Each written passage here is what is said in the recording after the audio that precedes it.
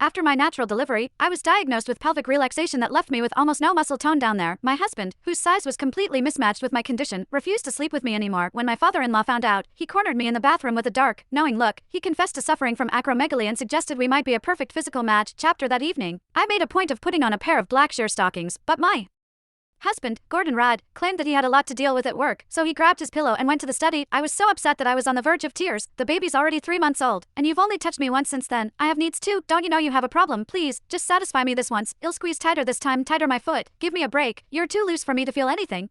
Get more out of my hand, and you'd better take my advice and have Dad take a look at you as soon as possible. As he walked away without hesitation, I could no longer hold back my tears. In the end, I could only blame myself. After all, I had no right to resent Gordon, my husband, and I used to be deeply in love. We had always been satisfyingly intimate. 3 months ago, I gave birth to twins through natural delivery. My birth canal tore during labor. I needed more than a dozen stitches. After that, everything down there became unbearably loose. Our intimacy took a massive hit. My husband slept with me only once after the birth, then flatly refused to do it again. These past few weeks, I had been making do with eggplants, cucumbers and stuff, but as big and thick as those things were, they could not compare to a real, warm man. If anything, they only made my cravings stronger. That night, I was so desperate I swallowed my pride and begged my husband again. However, not only did he refuse me outright, he once again told me to find time to see his father for treatment as soon as possible. My father-in-law, Mark Rudd, was a gynecology specialist at a top-tier local hospital. He was incredibly skilled. People even called him a miracle worker in gynecology. He was my father-in-law. After all, how could I, as his daughter-in-law, possibly go to him with a problem like that? Even though Mark was nearly 50, he was strikingly handsome. He always wore a pair of gold-rimmed glasses that made him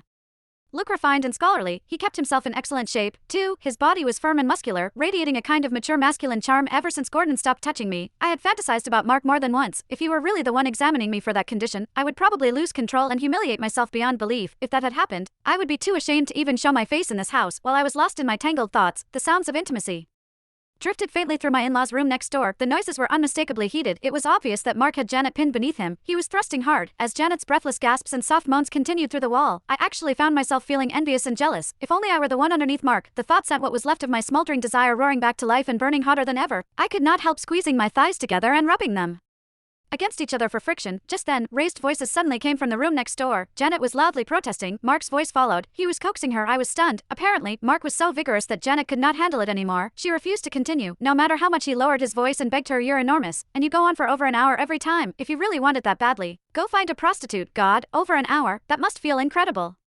Some people were dying of thirst while others drowned. Mark's size and stamina were astonishing, yet Janet treated it like a burden. Meanwhile, I was empty and aching with need, yet Gordon would rather take care of himself than touch me even once. The world really was not fair. With a sigh, I climbed out of bed and padded miserably to the guest bathroom in the living room. Chapter standing in front of the mirror, I looked at myself. My skin was fair and smooth. I had a body with curves that turned heads.